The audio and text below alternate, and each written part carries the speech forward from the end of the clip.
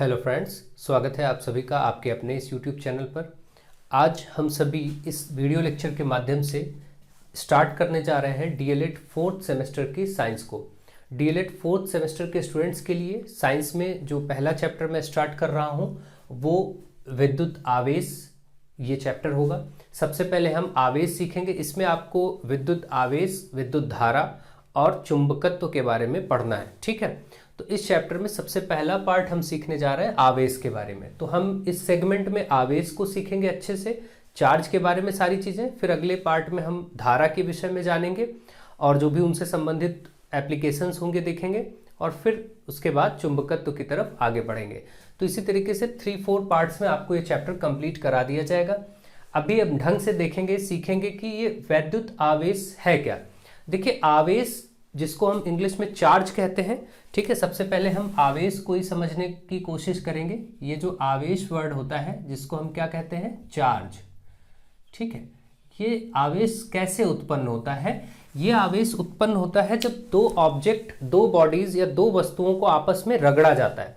सामान्य प्रक्रिया या सामान्य सी बात करें तो दो वस्तुओं को आपस में रगड़ने से चार्ज उत्पन्न होता है, ठीक है, यानी आवेश उत्पन्न होता है। जैसे कि आप देखते हैं कि बारिश के मौसम में जब बरसात के दिन होते हैं तो उनमें आप देखते हैं आसमान में बहुत बड़ी मात्रा में आपको चमक दिखाई पड़ती है, गड़गड़ाहट की आवाज़, बहुत बड़ी गर्जना आवाज़ सुनाई पड़ती है, ठीक है।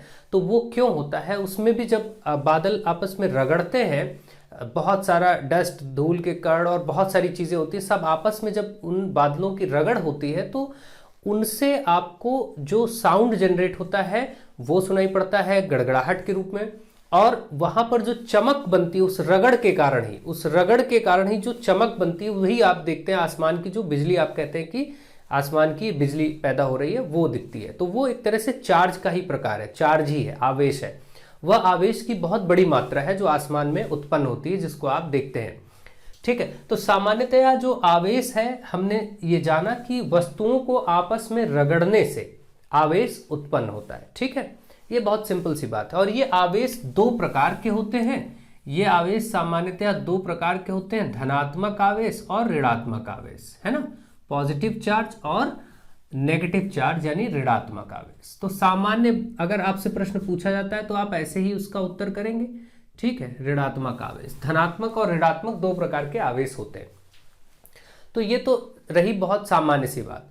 अब आवेश के विषय में आपने देखा है बहुत सारे, आपने बचपन में बहुत सारा ऐसा खेल किया होगा, जैसे स्केल यानी पटरी लेकर के, जो आप पटरी स्केल होती है जिससे लाइन खींचते हैं, उसको आप बालों से रगड़ते थे। बालों से रगड़ने के बाद आप कागज के छोटे छोटे टुकड़ों के पास आप जब ले जाते थे तो देखते थे कि कागज के टुकड़े उसकी तरफ अट्रैक्ट होते हैं, यानी आकर्षित होते हैं और उसमें चिपक जाते थे। जैसे एक समय पर नजदीक आते थे तो वो सब कागज के छोटे छोटे टुकड़े उस पटरी में यानी स्केल में चिपकने लगते हैं।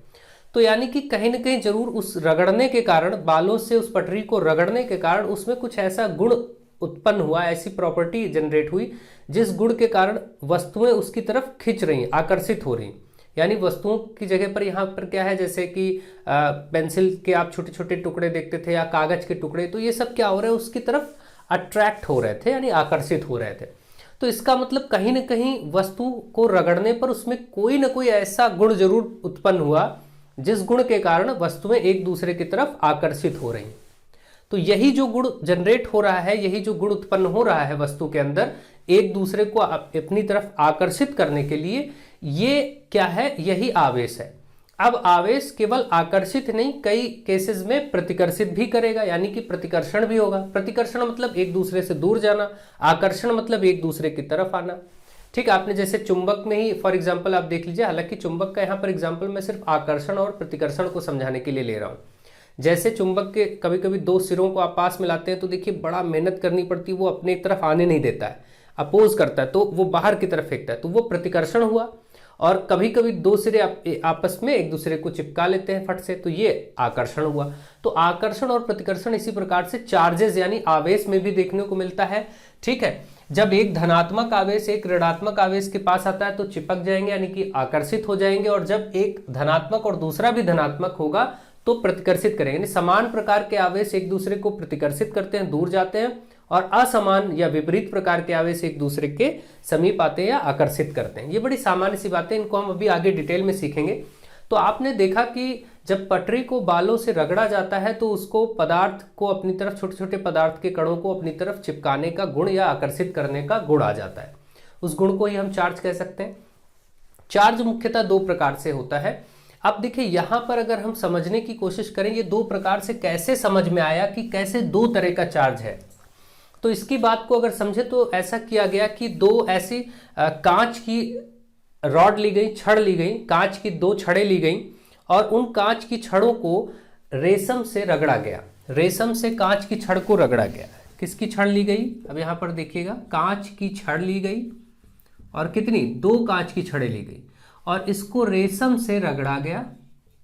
तो जब रेशम के साथ इसको रगड़ा गया तो दोनों ही कांच की छड़ों को ऐसे रेशम से रगड़ करके और दोनों को एक दूसरे के समीप लाया गया।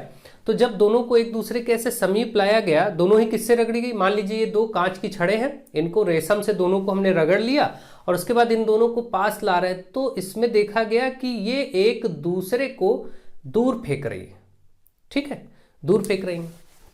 अब इसके बाद क्या किया गया? इसके बाद इसी एक मटेरियल था आपका आबनूस को बिल्ली की खाल से रगड़ करके, बिल्ली की खाल ली गई और आबनूस का मटेरियल होता है, आबनूस एक तरह से जंगली लकड़ी का एक प्रकार है, उसको बिल्ली की खाल से रगड़ा गया और उस आबनूस की छड़ों को फिर साथ पास लाया गया, तो उन्होंने भी एक दूसरे को दूर फेंका। ध्यान रखिएगा यहां पर कांच की छड़ें, दो छड़ें ली गई हैं। ठीक है, दो कांच की छड़ें ली गई और रेशम से रगड़ने के बाद पास लाए गए, तो पास लाने से इन्होंने क्या किया? एक दूसरे को दूर फेंका। फिर उसके बाद क्या किया? एक मटेरियल होता है आबनूस, बस इसको समझने के लिए आप ध्यान रखिए। इसको किससे रगड़ा? बिल्ली की खाल से। इसको रगड़ा बिल्ली की खाल से। अब देखिए यहां पर दो छड़ें थी, मान लेते हैं यहां भी दो छड़ें ली गई, आबनूस की दो छड़ें ली गई और इनको अब बिल्ली की खाल से रगड़ लिया गया दोनों छड़ों को। अब सपोज ये आबनूस की छड़ है, इसको बिल्ली की खाल से रगड़ लिया गया, फिर इनको पास लाया गया, तो इन्होंने भी क्या किया? एक दूसरे को दूर फेंका। इन्होंने भी दूर, बाहर की तरफ, ये पास ना आकर के एक दूसरे को दूर इन्होंने फोर्स लगाया।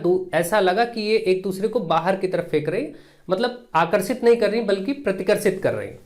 ठीक है, तो ये बात समझ में। तो इससे ये पता चला कि जब हम इनको आबनूस और बिल्ली की खाल से छड़ों को रगड़ रहे हैं तो वो दो छड़ें भी, यहां पर भी दो छड़ें हैं, ये एक दूसरे को इस तरफ और इस तरफ फेंक रही हैं और यहां भी दो छड़ें हैं। ठीक है, इसमें इन दो छड़ों को रेशम से रगड़ा गया है, तो ये भी एक को इधर और एक को इधर यानी दूर फेंक रही हैं। फिर क्या किया गया? अब क्या किया गया? इसमें की एक छड़ उठाई गई और इसमें की एक छड़ उठाई गई। ठीक है, आबनूस वाली और रेशम, यहां रेशम से रगड़ने वाली। तो यहां की जब छड़ उठाई गई और ये वाली छड़ उठाई गई, इनको जब पास लाया गया तो देखा गया इन्होंने छठ से आकर्षित कर लिया, यानी इन्होंने आकर्षित कर लिया। अब इन्होंने जब एक दूसरे को अपनी तरफ आकर्षित कर लिया तो इससे यह एहसास हुआ कि जरूर कहीं ना कहीं ये तो मालूम ही था कि वस्तुओं को आपस में रगड़ने से एक प्रकार का वस्तुओं को अपनी ओर खींचने का गुण उत्पन्न होता है। ठीक है, तो ये तो आवेश का तो ये अंदाजा लग ही चुका था, लेकिन यहां पर अब अंदाजा लगना बाकी था कि इसके प्रकार कितने हैं। तो पता चला अब दो प्रकार के हैं, क्योंकि यहां पर भी दोनों एक दूसरे को बाहर फेंक दे रहे थे, यहां पर भी बाहर फेंक दे रहे थे, लेकिन जब एक छड़ इसकी और एक छड़ इसकी ली गई तो अब पास लाया गया तो इन्होंने एक दूसरे को अपनी ओर चिपका लिया। इसका मतलब इन्होंने आकर्षित कर लिया। अब यहां से एक छड़ देखिए इसकी और यहां से एक छड़ इसकी जब लाई गई तो इन्होंने क्या किया? इन्होंने एक दूसरे को अपनी ओर आकर्षित कर लिया। इससे पता चला कि एक केस में छड़ें आपस में आकर्षित हो जा रही हैं और एक केस में छड़ें एक दूसरे से प्रतिकर्षित हो रही हैं, यानी दूर जा रही। इसका मतलब आवेश के दो प्रकार हुए। अब वो जो आवेश के दो प्रकार हुए उन्हीं को धनात्मक और ऋणात्मक आवेश के रूप में आप जानते हैं, पॉजिटिव और नेगेटिव चार्ज। तो निष्कर्ष यहां से क्या निकला? निष्कर्ष ये निकला कि जो समान प्रकार के आवेश होते हैं, देखिए यहां पर समान प्रकार का आवेश था, दोनों छड़ों को किससे रगड़ा गया था? रेशम से। तो निष्कर्ष ये निकला कि जो समान प्रकार के आवेश हैं, समान प्रकार के आवेश क्या करते हैं? एक दूसरे को एक दूसरे को प्रतिकर्षित करते हैं। क्या करते हैं? प्रतिकर्षित। प्रतिकर्षित मतलब आकर्षण का उल्टा, ठीक है, प्रतिकर्षित करते हैं, रिपेल करते हैं जिसको इंग्लिश में कहते हैं, मतलब एक दूसरे को दूर की तरफ फेंकते हैं। और असमान प्रकार के जो आवेश हैं, असमान प्रकार के आवेश यानी विपरीत, असमान कहें या विपरीत प्रकार कह सकते हैं, विपरीत प्रकार के यानी एक प्लस तो एक माइनस, है ना, विपरीत का मतलब एक प्लस एक माइनस, समान का मतलब दोनों प्लस या फिर कह सकते हैं दोनों माइनस, यानी दोनों धनात्मक हों तब भी प्रतिकर्षित करेंगे, दोनों ऋणात्मक हों तब भी प्रतिकर्षित करेंगे, लेकिन एक धनात्मक और एक ऋणात्मक होगा तो आकर्षित कर लेंगे, ठीक है। तो असमान प्रकार के आवेश, असमान प्रकार के आवेश जो है वो एक दूसरे को क्या करते हैं? ये आकर्षित करते हैं। ये आपने निष्कर्ष देखा, ठीक है, ये निष्कर्ष यहां से निकल करके आ गया। अब आपने ये चीज समझ ली कि आवेश दो प्रकार के हैं, धनात्मक ऋणात्मक है, और कैसे कैसे इनको समझा गया। सबसे पहले बेंजामिन फ्रैंकलिन नामक साइंटिस्ट ने लगभग 1750-52 के आसपास में ये बात बताई। तो खैर सन इतना मायने नहीं रखता, आपको ये समझना है। तो बेंजामिन फ्रैंकलिन ने इन चीजों पर रिसर्च किया, समझा, ठीक है। तो आपने ये चीज देखी कि आवेश किस प्रकार से एक दूसरे को आकर्षित और प्रतिकर्षित कर रहे हैं, ठीक है। और आवेशों के प्रकार कितने हैं? दो प्रकार है। आवेश कैसे उत्पन्न हो रहा है? सामान्यतया एक दूसरे को आपस में रगड़ने से आवेश पैदा हो रहा है, ठीक है। तो अब ये जो आवेश है, ठीक है, चार्ज, इसका मात्रक अगर आपसे पूछा जाए, भाई हर चीज फिजिक्स में, भौतिकी में क्या है, उसका एक मात्रक है। जैसे जब तक कोई किसी चीज का मात्रक नहीं होगा आप नहीं समझ पाएंगे इसका मतलब क्या है, ठीक है। जैसे केवल 6 लिखा है तो आप नहीं समझ सकते ये क्या है, लेकिन जैसे यहां पर 6 मीटर या किलोमीटर लिखा जाएगा आप तुरंत आप समझेंगे ये दूरी है, ये क्या है, दूरी है। ऐसे ही अगर 7 लिखा है आप नहीं समझते इसका मतलब क्या है, लेकिन अगर हम केजी लगा दें आप तुरंत जानेंगे कि ये द्रव्यमान है यानी कि मास है, ठीक। इसी प्रकार से अगर आवेश को दर्शाना है तो आवेश का जो मात्रक है वो आवेश का मात्रक होता है कूलाम। कूलाम साइंटिस्ट के नाम पर है, इसलिए इनके सम्मान में ये कूलाम इसका मात्रक है। कूलाम कैसा मात्रक है इसका? SI मात्रक है। SI का मतलब हुआ अंतरराष्ट्रीय पद्धति में, इंटरनेशनल सिस्टम। I का मतलब इंटरनेशनल, S का मतलब सिस्टम। इंटरनेशनल सिस्टम में आवेश का मात्रक कूलाम है। कूलाम आवेश का बहुत बड़ा मात्रक होता है, ठीक है। छोटे मात्रक इसके क्या होते हैं? मिली कूलम, माइक्रो कूलम, ठीक है, नैनो, एंगस्ट्रॉम, इसमें सब में जब लिए जाते हैं तो मिली, आप जानते हैं 1000वां भाग मिली होता है, ठीक है।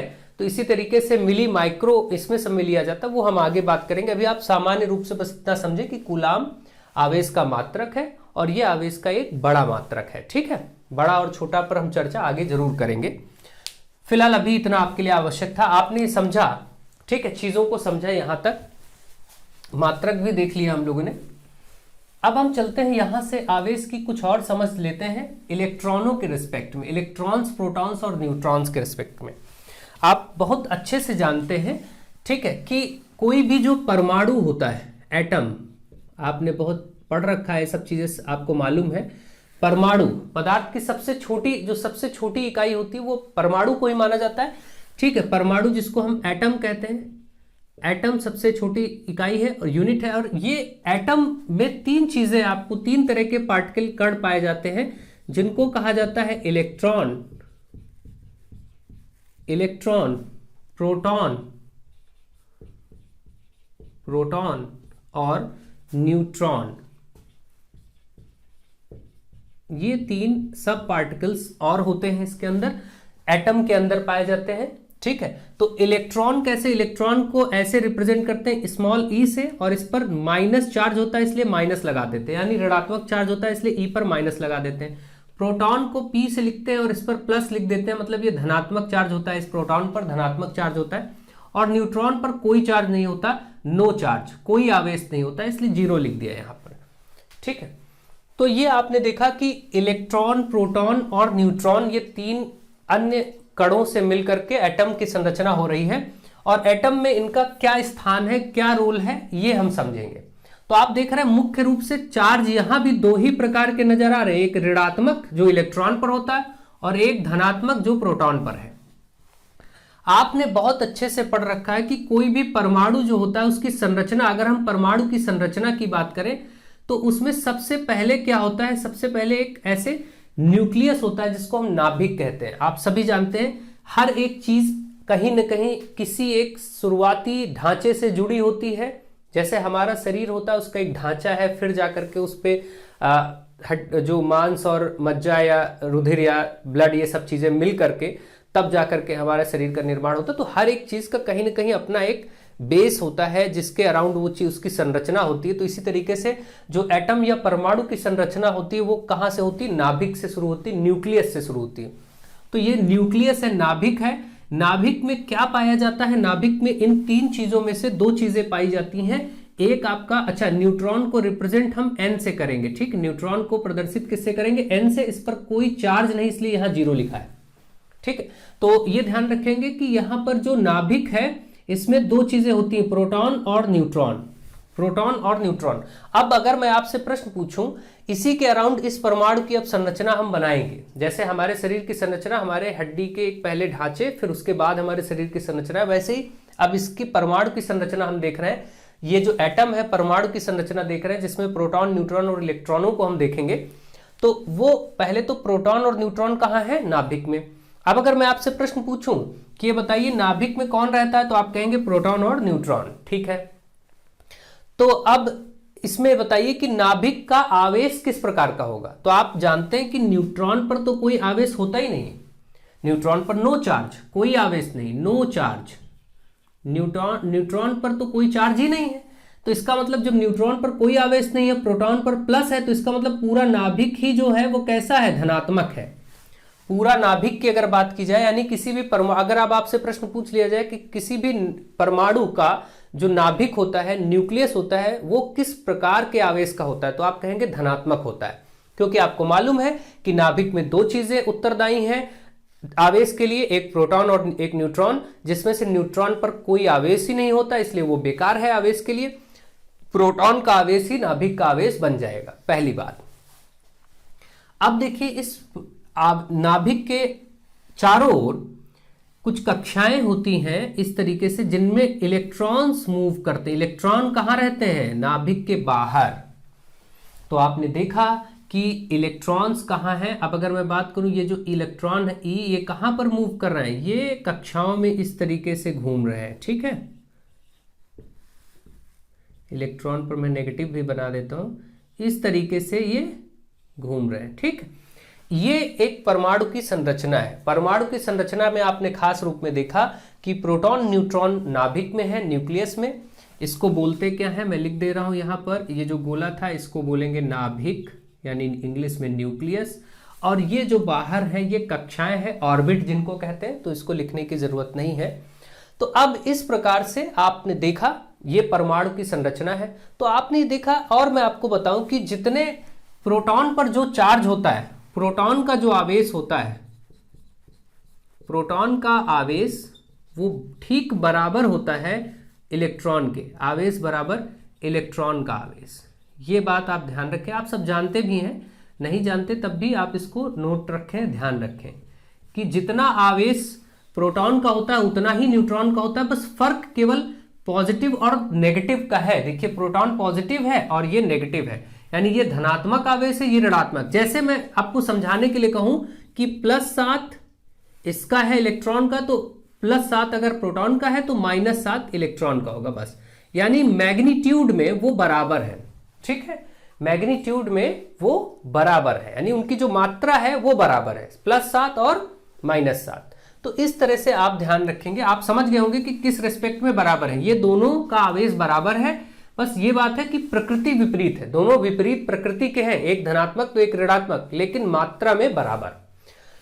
तो अच्छा, अब ये बात हो गई, ये बात भी आप समझ गए कि भाई ठीक है, प्रोटॉन का जो आवेश है हमने मान लिया वो इलेक्ट्रॉन के आवेश के बराबर है, इलेक्ट्रॉन और प्रोटॉन का आवेश आपस में बराबर है। ये बात भी आपको क्लियर हो गई, ठीक है।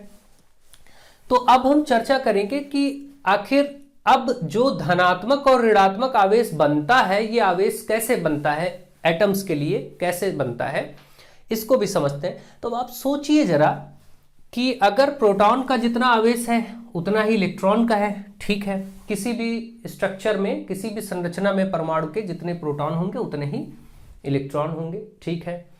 तो अब क्या होगा कि क्योंकि प्रोटॉन और न्यूट्रॉन न्यूक्लियस में है, अंदर है, नाभिक में है, और वो एक दूसरे को एनर्जी से बांधे हुए हैं, तो अंदर की चीज को बाहर निकालना तो मुश्किल है, लेकिन बाहर की चीजों को बाहर निकाला जा सकता है। यानी बाहर कौन है? इलेक्ट्रॉन है। प्रोटॉन न्यूट्रॉन तो अंदर है, एकदम सेंटर में, वो एक दूसरे को, उनको बाहर निकाल पाना आपके लिए बड़ा मुश्किल है, कोई भी नहीं निकाल सकता। तो सामान्यतया कौन बाहर निकाला जा सकता है? इलेक्ट्रॉन्स को बाहर निकाला जा सकता है। तो अगर हम इलेक्ट्रॉन्स को बाहर निकालेंगे तो उसमें क्या होगा? कहीं पॉजिटिव बनेगा, कहीं नेगेटिव बनेगा। वो कैसे बनेगा इसको समझेंगे। सबसे पहले आपको ये बात समझ में आ गई कि हाँ, कौन बाहर मूव करा सकते हैं? हम इस इलेक्ट्रॉन को बाहर निकाल सकते हैं, किसी भी इलेक्ट्रॉन को हम बाहर निकाल सकते हैं, ठीक है। तो अब क्योंकि इलेक्ट्रॉन और प्रोटॉन बराबर हैं, तो सपोज आपने एक या दो इलेक्ट्रॉन निकाल लिए, सपोज मान लीजिए आपने दो इलेक्ट्रॉन इसमें से निकाल ही लिए, तो जब दो इलेक्ट्रॉन आप इसमें से निकाल लेंगे बाहर, तो पहले प्रोटॉन जितने थे उतने ही इलेक्ट्रॉन थे। अब दो इलेक्ट्रॉन आपने हटा दिए तो किसका प्रभाव ज्यादा हो गया? पॉजिटिव यानी धनात्मक का प्रभाव ज्यादा हो गया, क्योंकि इलेक्ट्रॉन नेगेटिव थे, आपने उनको हटा दिया। आपने दो ऋणात्मक को हटा दिया, दो इलेक्ट्रॉन को बाहर कर दिया, तो इसका मतलब अब प्लस का प्रभाव बढ़ गया। भाई जब दो ऋण वाले ऋणात्मक वाले हट गए, माइनस वाले नेगेटिव वाले हट गए, तो पॉजिटिव का इफेक्ट बढ़ गया ना। तो पॉजिटिव का इफेक्ट बढ़ गया, इस कारण से वो एटम अब क्या हो जाएगा?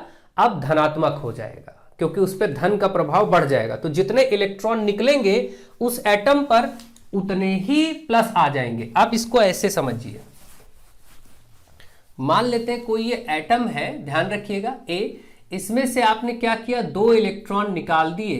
तो अगर दो इलेक्ट्रॉन निकाल दिए तो इस पर प्लस का प्रभाव बढ़ गया, तो उतना ही इस पर प्लस आ जाता है। यानी इस पर हम ऐसे लिख सकते हैं ए पर 2+, ठीक। अगर मैं कहीं से इसी एक एटम में ला करके दो इलेक्ट्रॉन या एक इलेक्ट्रॉन डाल दूं, इसको दे दें, अगर हम इलेक्ट्रॉन इसको दे देते हैं, मान लो कि दो इलेक्ट्रॉन ही हम इसको दे रहे हैं, तो अब इलेक्ट्रॉनों का प्रभाव बढ़ गया, क्योंकि पहले से बराबर ही थे, इलेक्ट्रॉन और कहीं से मिल जाए इसको, तो इसका मतलब अब इलेक्ट्रॉन ज्यादा हो गए, क्योंकि दोनों पहले बैलेंस्ड थे, बैलेंस्ड बराबर थे, जितने प्रोटॉन उतने न्यूट्रॉन। अगर इलेक्ट्रॉन को हटा देंगे तो प्रोटॉन का प्रभाव बढ़ जाएगा, प्लस हो जाएगा।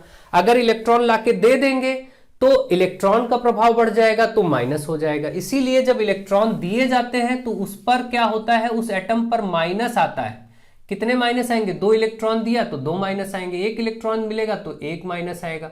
तो आप देख रहे हैं, जब एटम को, परमाणु को इलेक्ट्रॉन मिल रहे हैं तो नेगेटिव आ रहा है, जब एटम से, परमाणु से इलेक्ट्रॉन हट रहे हैं तो उस पर प्लस आ रहा है। तो यानी कि आपने देखा कि जो आवेशन की प्रक्रिया है वो इलेक्ट्रॉनों पर निर्भर करती है, ना कि प्रोटॉनों पर। यानी किसी भी एटम, परमाणु के आवेशित होने के पीछे कौन उत्तरदायी है? इलेक्ट्रॉन। इलेक्ट्रॉन अगर हटेंगे तो इलेक्ट्रॉन हटेंगे तो उस पर उतना ही प्लस, क्योंकि प्लस का प्रभाव बढ़ जाएगा। इलेक्ट्रॉन आ जाएंगे तो मतलब नेगेटिव और बढ़ गया। भाई इलेक्ट्रॉन आने का मतलब इस पे नेगेटिव, पहले नेगेटिव पॉजिटिव बराबर थे, अब इलेक्ट्रॉन कहीं से डाल दिया, इलेक्ट्रॉन तो अपने आप में माइनस होते हैं, तो वो यहां से प्रभाव बढ़ा देंगे नेगेटिव का। तो इसलिए जब इलेक्ट्रॉन आएंगे तो नेगेटिव होगा, इलेक्ट्रॉन हटेंगे तो पॉजिटिव होगा उतना। ये बात आपको समझ में आ गई। तो किसी भी परमाणु के आवेशन के लिए, यानी उसके चार्ज होने के लिए कौन उत्तरदायी है? इलेक्ट्रॉन उत्तरदायी है। ऐसा प्रश्न आपसे पूछा जा सकता है, ठीक है, ध्यान रखें। तो ये बात समझ गए, ठीक है। मुझे आशा है कि आप बहुत अच्छे से ये बात समझ गए होंगे। और कोई भी एटम, अगर ये प्रश्न पूछा जाए कि कोई भी परमाणु पर कोई चार्ज क्यों नहीं होता, ठीक है, कोई भी परमाणु पर, सामान्य रूप से कोई परमाणु होता है तो उस पर कोई चार्ज नहीं होता। इसका कारण ये होता है, वो न्यूट्रल होता, उदासीन होता है। उदासीन बोलते हैं जब कोई चार्ज ना हो। क्यों उदासीन होता है? ना तो पॉजिटिव ना नेगेटिव। कारण यही है, आप देखिए यहां पर मैंने क्या बताया कि किसी भी परमाणु में प्रारंभ में जितने इलेक्ट्रॉन होते हैं उतने ही प्रोटॉन होते हैं, क्योंकि इलेक्ट्रॉन और प्रोटॉन की मात्रा बराबर है। अब अगर ये +7 है और ये -7 है तो नेट कितना हो जाएगा? टोटल तो 0 हो जाएगा ना। +7 -7 मतलब 0। इसीलिए जो परमाणु होता है अपने आप में, जब तक उसमें इलेक्ट्रॉन निकाले या डाले नहीं जाते तब तक उस पर धन या ऋण नहीं आता, यानी पॉजिटिव नेगेटिव नहीं बनता। जब इसका मतलब सामान्य रूप से कोई भी परमाणु जो होता है वो विद्युत उदासीन होता है। विद्युत उदासीन कहने का मतलब उसमें चार्ज नहीं रहता, वो उदासीन रहता है, लेकिन जब उसी परमाणु से इलेक्ट्रॉन निकाल लिए जाते हैं तो उस पर धनात्मक आ जाता है, जब उसी परमाणु में इलेक्ट्रॉन डाल दिए जाते हैं तो ऋणात्मक आ जाता है। ये बात समझ गए? यानी किसी भी परमाणु के धनात्मक और ऋणात्मक होने के लिए जिम्मेदार कौन है? इलेक्ट्रॉन जिम्मेदार है। जब इलेक्ट्रॉन हटेंगे तो धन, इलेक्ट्रॉन आएंगे तो ऋण चिन्ह आ जाएगा, यानी ऋण आवेश आ जाएगा उस पर। ठीक है, तो धनावेश और ऋणावेश कैसे आता है परमाणु पर, आपने बहुत अच्छे से समझ लिया होगा। मुझे आशा है कि बहुत ही ढंग से समझ लिया होगा। और ये चार्ज की कुछ प्रॉपर्टीज भी आपने समझी कि जो आवेश होते हैं वो दो प्रकार के होते हैं, धनात्मक और ऋणात्मक, और ये एक दूसरे को क्या करते हैं?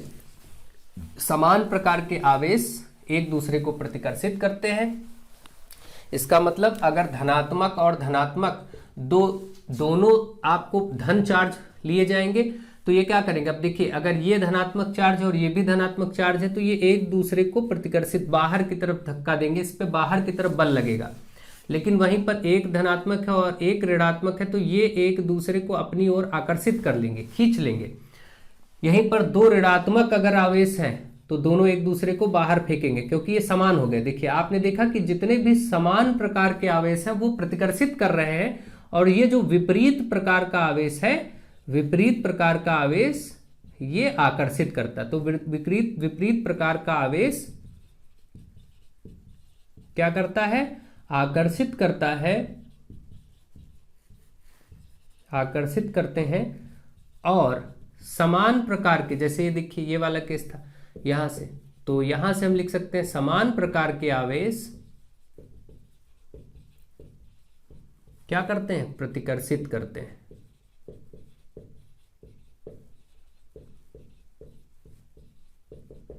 ठीक है, ये चीजें आपको बहुत अच्छे से क्लियर हो गई होंगी, मुझे आशा है। बहुत ही ढंग से आपको ये चीजें समझ में आ गई होंगी कि यहां तक की बात में क्या प्रमुख बातें थी और किन किन बातों पर ये चीजें निर्भर करती। अब हम इलेक्ट्रॉन की तरफ फिर आगे बढ़ेंगे, इलेक्ट्रॉन के बारे में जानेंगे, जो कि मूल आवेश, एकदम मूलभूत या आधारभूत आवेश है। इलेक्ट्रॉन एक फंडामेंटल चार्ज है, एक फंडामेंटल चार्ज है। चार्ज अगर प्रकृति में, नेचर में सबसे छोटे रूप में कहीं एग्जिस्ट करता है, सबसे स्मॉल यूनिट अगर मैं आपसे पूछूं कि चार्ज की क्या हो सकती है, तो चार्ज सबसे छोटे रूप में, प्रारंभिक रूप में जो मिल सकता है वो इलेक्ट्रॉनों के रूप में मिलता है। जितना चार्ज आवेश इलेक्ट्रॉन पर होता है वही मूल आवेश है ना। यानी इलेक्ट्रॉन का आवेश, हम ये पॉइंट भी बता सकते हैं कि इलेक्ट्रॉन को मूल आवेश कह सकते हैं, मूल आवेश कह सकते हैं, या फिर इसी को एक वर्ड हम ऐसे आधारभूत आवेश भी कह सकते हैं, फंडामेंटल। ठीक है, हिंदी में ऐसे शब्द मिल सकते हैं, फंडामेंटल चार्ज आवेश, जिसको हम क्या कहते हैं? Fundamental charge. तो ये फंडामेंटल चार्ज क्या है? इलेक्ट्रॉन को मूल आवेश कहते हैं। और जो इसका चार्ज है, इलेक्ट्रॉन का अगर हम चार्ज की बात करें, इलेक्ट्रॉन यानी इस तरीके से ई लिख के माइनस बनाएंगे, इलेक्ट्रॉन का आवेश कितना होता है, चलिए इस पर कुछ चर्चा कर लेते हैं। इलेक्ट्रॉन का आवेश आप सबको याद होगा कि होता है 1.6 इंटू यानी गुणा 10 की घात -19 कूलाम। और क्योंकि मैंने कहा था कि आवेश को कूलाम से लिखते हैं, सी भी कैपिटल सी लिख दिया जाता है, या फिर इसको हिंदी में ऐसे पूरा कूलाम ही लिखिए, चाहे आप ऐसे पूरा कूलाम लिखिए या फिर ऐसे सी भी लिख सकते हैं, कोई दिक्कत की बात नहीं। ठीक है, तो आपने देखा कि इलेक्ट्रॉन का आवेश कितना है? 1.6 गुणे 10 की घात -19, यानी 1.6 गुणे 10 की घात -19 कूलाम। माइनस में घात होने का मतलब क्या है, आप बताइए? कितना छोटा है आप अंदाजा नहीं लगा सकते। इसीलिए हम कभी भी इलेक्ट्रॉन को, हर एक पदार्थ से इलेक्ट्रॉन निकलते हैं, हर एक चीज से, जब किसी चीज पर लाइट प्रकाश पड़ती है तो हर एक पदार्थ से, हर एक तरह की चीजों से इलेक्ट्रॉन निकलते हैं, लेकिन हम नहीं देख सकते उन्हें। हम ऐसे सामान्य रूप से इलेक्ट्रॉन्स को नहीं देख सकते, ठीक है, लेकिन हम उनका स्टडी कर रहे हैं, अध्ययन कर रहे हैं, तो समझना तो है ही है। तो देखिए, आपने देखा कि इलेक्ट्रॉन का आवेश 1.6 इंटू 10⁻⁻19 कूलाम है, यानी 1.6 गुणे 10 की घात -19 कूलाम। इसका मतलब क्या है? जैसे मैं आपसे कहूं कि क्या, सामान्य सी बात मैं करता हूं कि 1/100 का मतलब क्या है, तो आप ऐसे कह सकते हैं कि हम भाई 1/100 को ऐसे लिख सकते हैं, 10 की घात 2, कोई दिक्कत है? कोई दिक्कत नहीं। 10 गुणे 10 100 होता है, ऐसे लिख सकते हैं नीचे 100 को। अब इसको अगर ऊपर ले जाएंगे तो इसी को लिखा जाएगा -2। ये जो 1 है ऊपर, ये 1 गुणे 10 की घात -2 ऐसे लिखा जा सकता है। ठीक है, तो अब देखिए फिर एक चीज और लिखता हूं मैं, 1/1000। इसको आप क्या लिख सकते हैं, 1/10 की घात 3, क्योंकि 10 गुणे 10 गुणे 10 ऐसा लिख सकते हैं। इसको फिर ऊपर ले जाएंगे तो आप इसको ऐसे लिख सकते हैं, 1 गुणे 10 की घात -3। ये घातों का माइनस रूप आप समझ पा रहे हैं कि माइनस रूप क्या है, यानी जो 1/100 है वो 10 की घात -2 है। जो 1/1000 है, मतलब किसी चीज का 1000वां हिस्सा किसी चीज के 1000 भाग करे तो 10 की घात -3 मिलेगा। तो सोचिए 10 की घात -19 कब मिलेगा, कितने हिस्से करने पड़ेंगे। ये नीचे रहा होगा तो 10 की घात 19 मतलब 1 के बाद 19 जीरो। समझिए आपकी क्या रहा होगा, 10 की घात -19 ऊपर है। देखिए मैंने क्या बताया, जब कोई घात नीचे है तो धन से ऊपर ले जाएंगे तो माइनस हो जाएगी, और इसी माइनस को अगर नीचे लाएंगे तो प्लस हो जाती है, ये रूल होता है। तो अगर ये 10 की घात -3 को मैं नीचे लाऊं तो ये फिर से क्या हो जाएगा, +3 हो जाएगा, यानी फिर से आप इसको 1/1000 कह सकते हैं। ठीक, ये चीज। तो इसी तरीके से अगर मैं इसको नीचे लाऊं 10 की घात -19 को, 10 की घात -19 ये था आपका 1.6 गुणे 10 की घात -19, तो ये आएगा 1.6 के नीचे अगर ये आएगा तो 10 की घात क्या होगा, 19 प्लस का हो जाएगा। अब आप सोचिए कि 1.6 के नीचे कितने जीरो, 19, 1 2 3 4 5 6 7 8 9 10 11 12 13 14 15 16 17 18 19। आप देख रहे हैं कि 1.6 के इतने भाग किए जाएं, इतना भाग, तो ये कितनी छोटी संख्या होगी। आप कल्पना करके देखिए कि ये कितनी छोटी संख्या बनेगी। ठीक है, जब आप 1/100 की संख्या निकालते हैं तो आपका 1/100 का मान क्या निकल के आता है, 0.01। 1/1000 का मान क्या निकल के आता है, 0.001। तो सोचिए ये क्या निकल के आएगा, 0.0000000 कितना करके, तब एक बहुत छोटा सा नंबर। आप समझ पा रहे हैं कि इलेक्ट्रॉन का जो आवेश है वो कितना छोटा है। तो सबसे छोटा आवेश जो अभी तक हमको प्राप्त है वो इलेक्ट्रॉन का आवेश ही प्राप्त है, जो कि इतना होता है 1.6 गुणे 10 की घात -19 कूलाम। मुझे आशा है कि आपको इलेक्ट्रॉनों की समझ बन गई होगी और चार्ज यानी आवेश की समझ बन गई होगी। इलेक्ट्रॉन कैसे, क्या हैं, क्या होते हैं, इनकी समझ भी बन गई होगी। ठीक है, तो एक बहुत जरूरी था कि पहले आप इसको समझें कि ये चीज है क्या, कैसे होती है, और फिर हम धीरे धीरे स्टेप वाइज आगे बढ़ेंगे और सीखेंगे चीजों को। अब ये फर्स्ट पार्ट को मैं यहीं तक रोक रहा हूं, इसके बाद आगे के पार्ट में मैं आपको आगे की चीजें बताऊंगा और सिखाऊंगा कि कैसे क्या क्या। अच्छा, अब आवेश का और मतलब क्या क्या है मैं पूरा प्रयास करूंगा आपको बेहतर से बेहतर तरीके से, क्योंकि ज्यादा समझ, जब तक आपकी समझ नहीं बनेगी तब तक आप चीजों को नहीं अच्छे से समझ सीख पाएंगे। ठीक है, तो मुझे आशा है आपको ये वीडियो लेक्चर पसंद आ रहा होगा। अगर आपको पसंद आ रहा है तो आप मुझे कमेंट के माध्यम से जरूर बताएं, तो मैं आपको आगे की क्लासेस प्रोवाइड करूंगा और प्रयास करूंगा कि जितना मुझसे बन पाए साइंस में वो मैं आपको सेगमेंट करा दूं। ठीक है, सो आप सब ज्यादा से ज्यादा शेयर करिए, लोगों तक पहुंचाइए। So thank you to all of you.